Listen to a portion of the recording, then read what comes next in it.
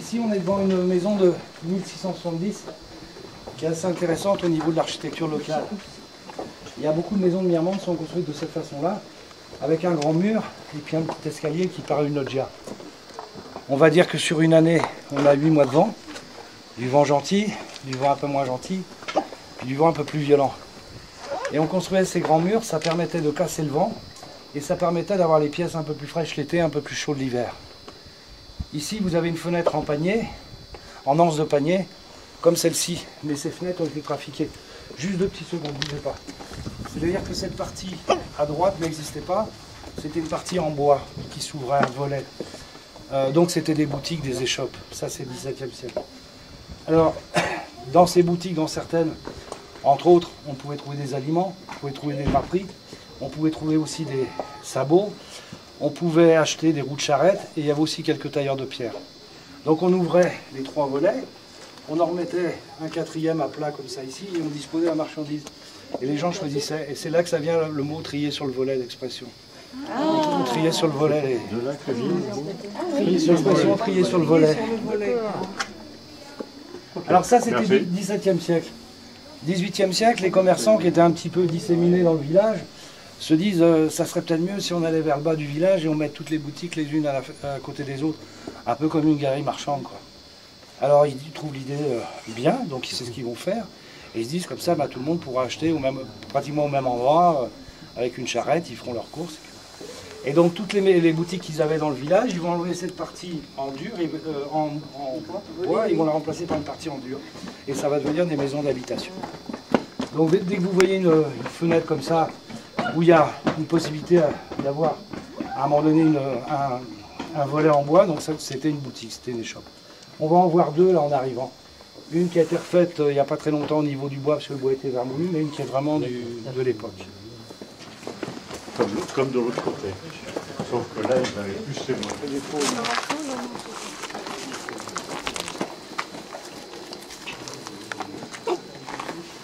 Mon record, c'est un monsieur qui avait 98 ans. Wow. C'était pour son anniversaire, et donc on lui avait promis de faire la visite de Mirmande. Il avait fait visite, mais à son époque, ça faisait au moins 20 ans qu'il n'était pas monté là-haut.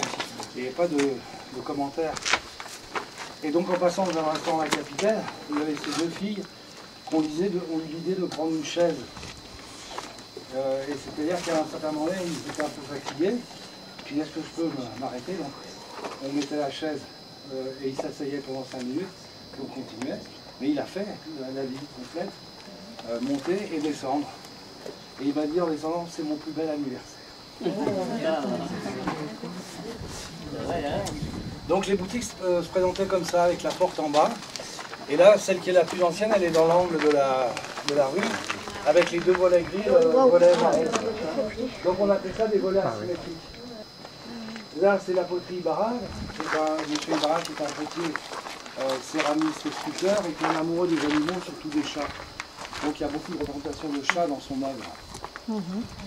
Là, à l'endroit où il commence la petite avancée du toit jusqu'à la fin de la rue, c'est là que s'élevait le camp protestant. Jusqu'en 1570, où il y avait les guerres de religion, donc on a détruit pas mal d'édifices religieux. 1598, c'est les Nantes. On va redonner la tradition de reconstruire les églises. Mais les protestants, par superstition, ils n'ont pas voulu construire sur ce qui avait été détruit. Donc ils ont construit un second temple à côté des ruines du premier. Alors ce second temple, il a été ouvert en 1635, donc l'entrée était ici. Donc c'est toute cette maison-là. Il y a eu après 1685 la révocation des l'église Nantes, puis encore d'autres problèmes entre les catholiques et les protestants, mais pas trop dans ce coin de la Drôme, c'était plutôt vers Toulouse, Albi, enfin toutes ces régions, dans les Cévennes, tout ça, mais ces régions-là. Et là, ils se toléraient relativement. Et ce temple a fonctionné jusqu'en 1814, avec un coup d'arrêt en 1860, lors de la fin des industries du verre à soie. Voilà, l'entrée était ici.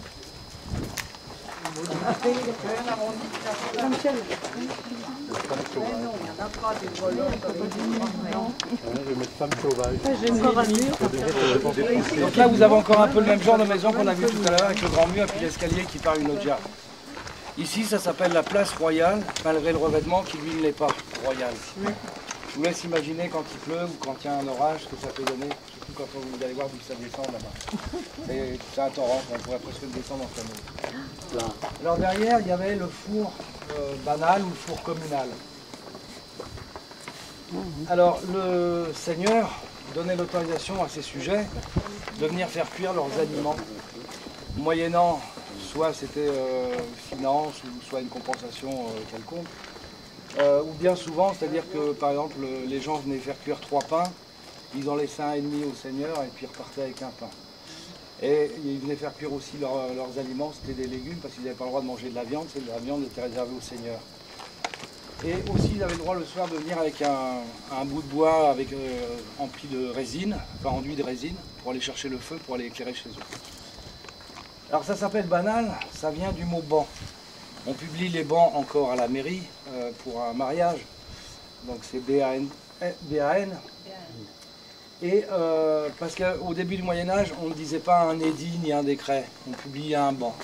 Donc dans un village, il y avait quelqu'un qui venait, il faisait un roulement de tambour, alors on appelait ça, il ouvrait le banc, il lisait le banc et il fermait le banc par un dernier roulement de tambour. Et le Seigneur avait le droit sur ces sujets jusqu'à une lieue. La lieue, c'est entre 3 et 4 km. Et au-delà de cet endroit-là, ça s'appelait la banlieue. Donc c'était au-delà du banc. Donc c'est de là que vient le mot banlieue. Moi, je l'ai appris ça il y a 2-3 ans. J'ai toujours pensé que c'était au moment où on avait fait les cités qu'on avait appelé ça la banlieue. Et c'est alors, donc celui qui était indésirable dans un village parce qu'il avait fait une bêtise ou quoi que ce soit, on l'envoyait en dehors du banc, donc en banlieue, il n'avait pas le droit de passer le... Et c'est là que vient le mot aussi, on voit dans Les Misérables, Victor Hugo, il écrit que Jean Valjean, c'est un forçat en rupture de banc. C'est-à-dire qu'il était à un endroit, il était assigné dans un endroit, il s'était échappé. C'est là que vient le mot bagnard, le bannissement, enfin tous ces mots. Alors quand on pense déjà que les gamins qui vivent dans les cités, ils naissent en banlieue, c'est-à-dire en dehors du banc, donc en dehors de la société, c'est un peu bizarre. Par contre, quand il y avait une guerre, on faisait appel au banc et à l'arrière-banc, c'est-à-dire tout le monde venait, tout le monde était obligé de venir. Là, il n'y avait plus de distinction et de discrimination. Alors voilà d'où vient le mot banlieue. Ok, merci. C'est intéressant, hein. Ça débarroulé, ça débarroulé comme ça.